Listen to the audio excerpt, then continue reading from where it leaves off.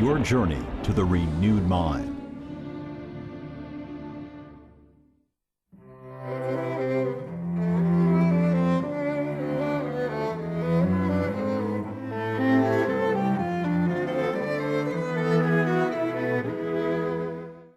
When we studied the philosophy of Immanuel Kant, I said that the revolution in ideas that was precipitated by Kant's work had greater impact on American civilization than our actual government revolution of 1776. But if there's any philosopher whose thinking had a greater impact on the whole of Western civilization, and in a short period of time, it would be that of Karl Marks. I mentioned that when I was in high school, there were 2 billion people on the face of this earth, and by 1965, the number of people who were under the regimes of communist government and who lived behind the Iron Curtain were 2 billion people. That is the same number of people who populated the entire globe in 1957, just a few years later. As the world progressed in its population, it reached that same number of those who were under the tyranny of Marxist governments. And so if we think that ideas have consequences, then we certainly see that manifest in the philosophical work of Karl Marx. But we also understand from the beginning of our study that not only are there consequences to ideas, and that ideas shape events, but also events have the same reciprocal tendency to spawn new ideas. And if you look at the biography of Karl Marx, you will see something dramatic that took place in his childhood that had a tremendous impact on his thinking and consequently on the whole world. When he was a boy, he was born into a Jewish family in Germany, and his father was a prosperous merchant, and the family had to move to another city. And when they moved to the new city, the city was dominated by members of the Lutheran Church. And for business purposes, Karl Marx's father joined the Lutheran Church because he thought that it would help in his business. And this had a tremendous impact on this young boy. He was completely disillusioned by this and saw in that experience that what was driving his own family and his own personal environments was not religion or faith or ideas, but economics. And he never forgot that. And as he went to England later on and studied in the British Museum and sat there and contemplated the history of the world, he had been a student of Friedrich Hegel, and he agreed with Hegel's idea that history moved in a dialectic process, but he disagreed with his mentor, who developed idealistic materialism, and Marx produced his theory of dialectical materialism. That is, he said that history is driven by the conflict not of spiritual ideas or logical concepts, but rather through the very real concrete impulses of material concerns, particularly with respect to the clash of economic systems. And he said the way in which this manifests itself outwardly in the shaping of society and of world culture is in what he called the class struggle. And looking back over the course of history, he saw that people had gone through various stages of transition from the feudal system of the Middle Ages to the agrarian economy that followed it, and then later on into the Industrial Revolution, which provoked a crisis, according to Marx, that reached deep into the human spirit. You know that the traditional way in which we've defined the uniqueness of man is to describe man as Homo sapiens, which means man the wise. That is, our uniqueness has been rooted and grounded in our intellectual capacity, in our ability to reflect upon our own existence and that sort of thing. Well, Marx rejected that view of man and said that the proper definition for the uniqueness of the human race should be found in this expression, homo faber.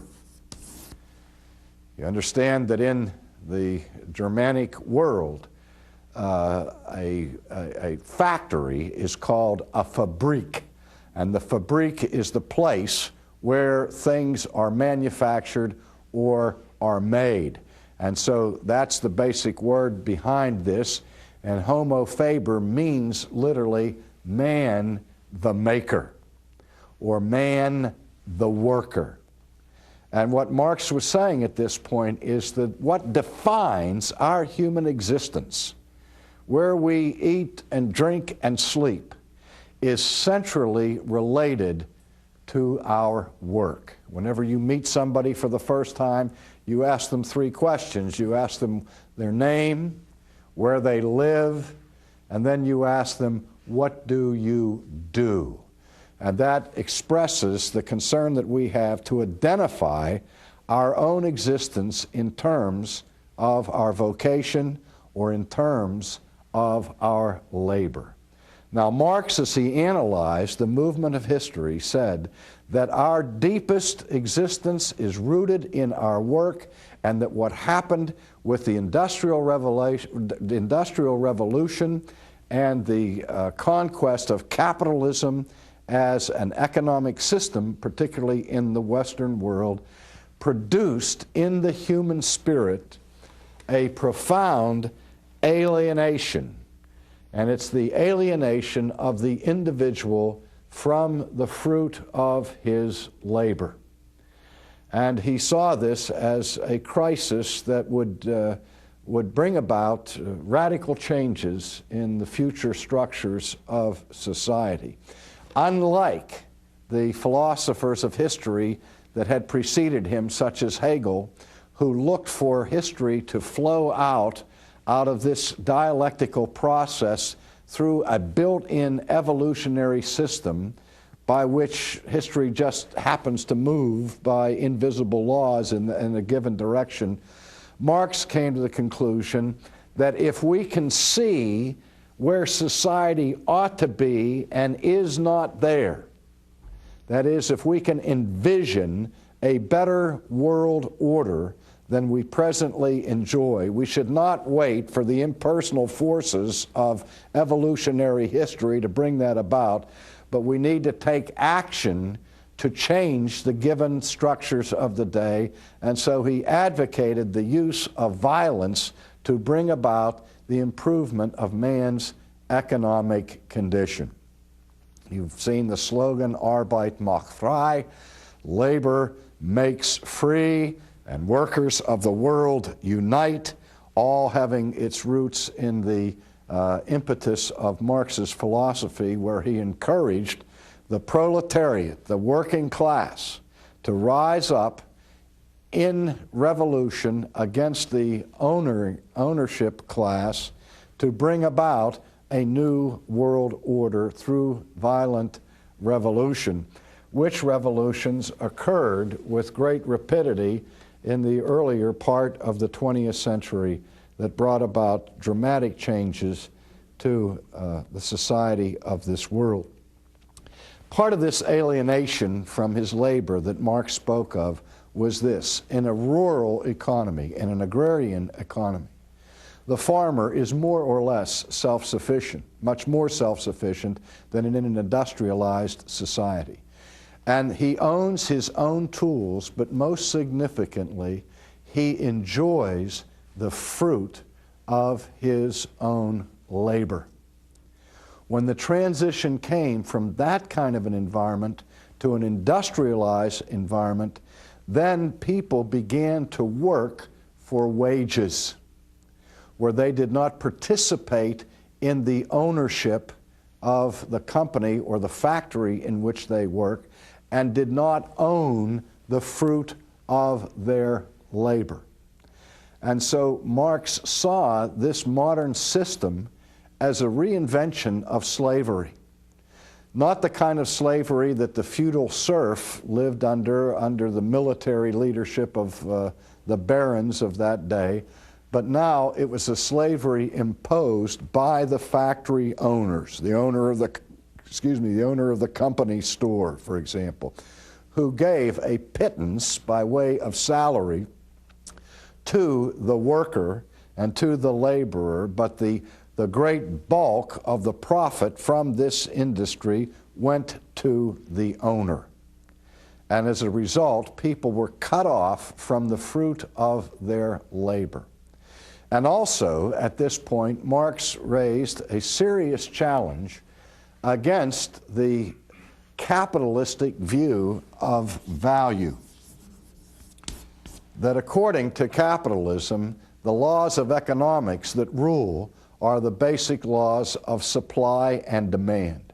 And what drives the value of goods and services up, obviously, is scarcity more than anything else.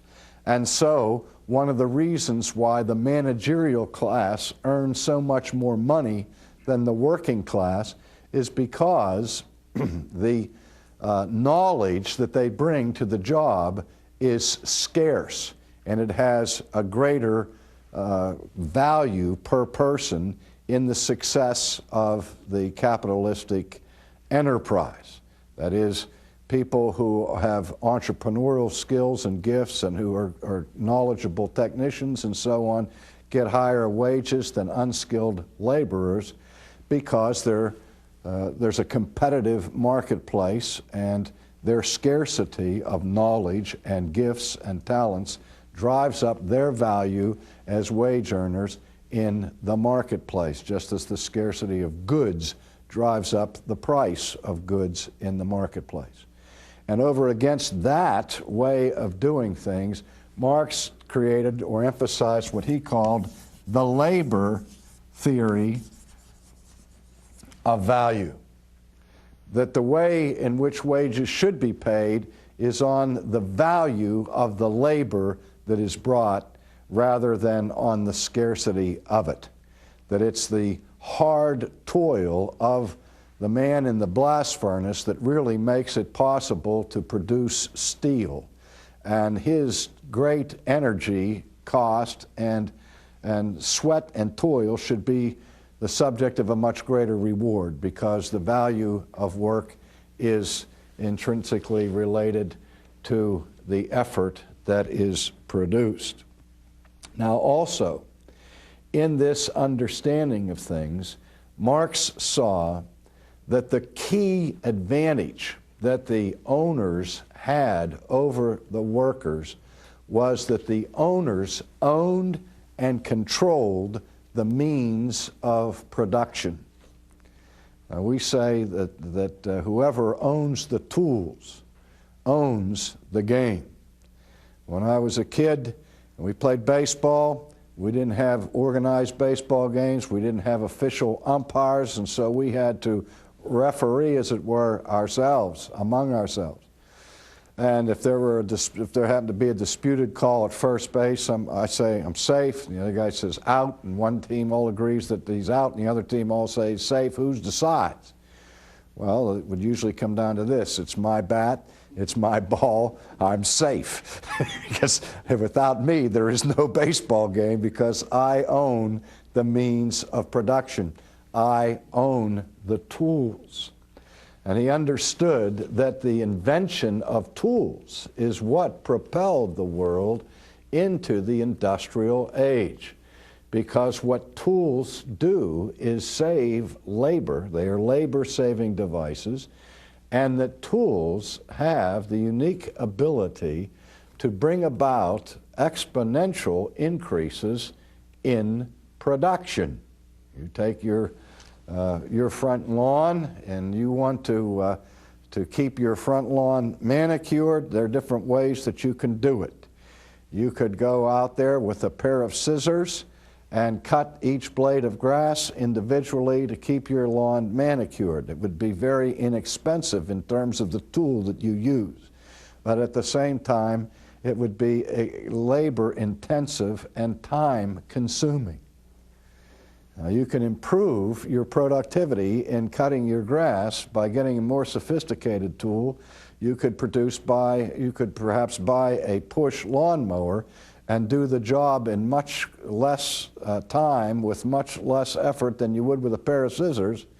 But however, to do that costs more money, because the lawnmower costs more than the pair of scissors. And then you can go beyond that to a power mower and reduce your time even further and your effort even further, but your expense goes up for that particular tool. And you can go to the next level of a riding lawnmower, which makes it all the quicker and easier on you, but more expensive.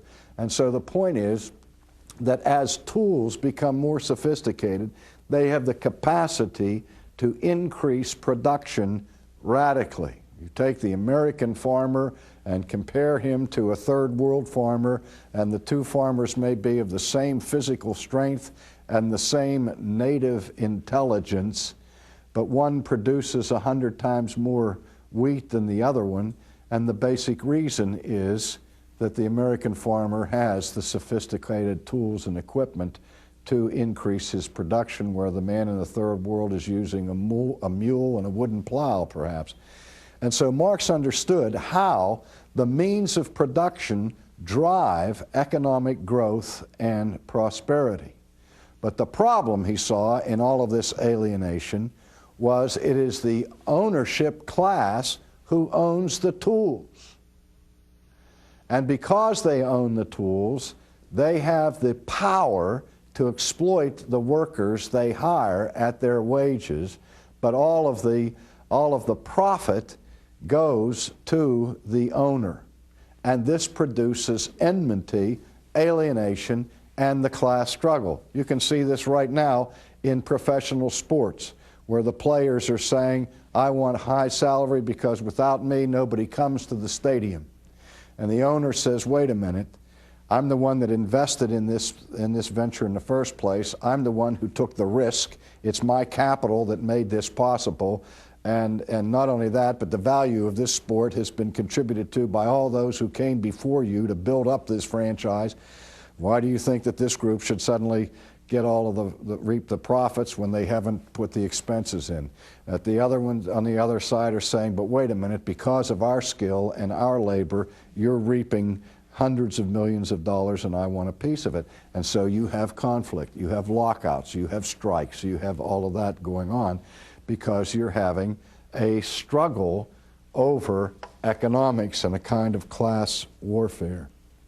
And so what Marx called for was the ownership of the means of production by the state, to get rid of private ownership of the means of production, because he believed by the states owning the tools and owning the means of production, then there would be a great leveling of benefits to all of the people, and that everybody would profit equally from the welfare of the state, from each according to his ability, to each according to his need.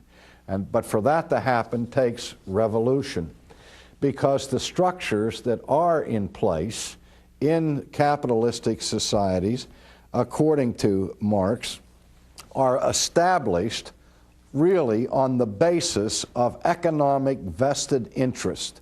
And a whole superstructure of that society is built on these economic forces, and they are designed in order to safeguard and perpetuate the vested interests of the ruling class. The two institutions that Marx criticized most radically were law and religion. He said that the capitalist societies say that they build their legal structure on the basis of some transcendent concept of justice, where Lady Justice has a blindfold and natural law dominates. And he said, no, that's not how it really happens. What really happens is that the legal structure of a given society will always reflect the vested interests of the ruling class. That is, the laws will favor the rich and disenfranchise the poor. They will favor the owner and be harmful to the worker. And so the idea of a just society based on natural law is a mythological concept that is perpetrated by the fraud of the ruling classes. And this is seen all the more forcibly in the presence of religion. You've heard the phrase that wasn't originated with Marx but was used by Marx and his followers, that religion is the opiate of the masses. That is, that religion is used by the ruling class to put the working class, which is always in the majority, asleep, to cause them to be dulled and numbed to their pain. We might use the American cotton plantation during the earlier period of our history that used slave labor. And the slaves were encouraged to enjoy their religion and to sing their songs, which featured a future reward based upon present obedience. It's "Swing Low, Sweet Chariot, coming forth to carry me home. I looked over Jordan, and what did I see? A band of angels coming after me."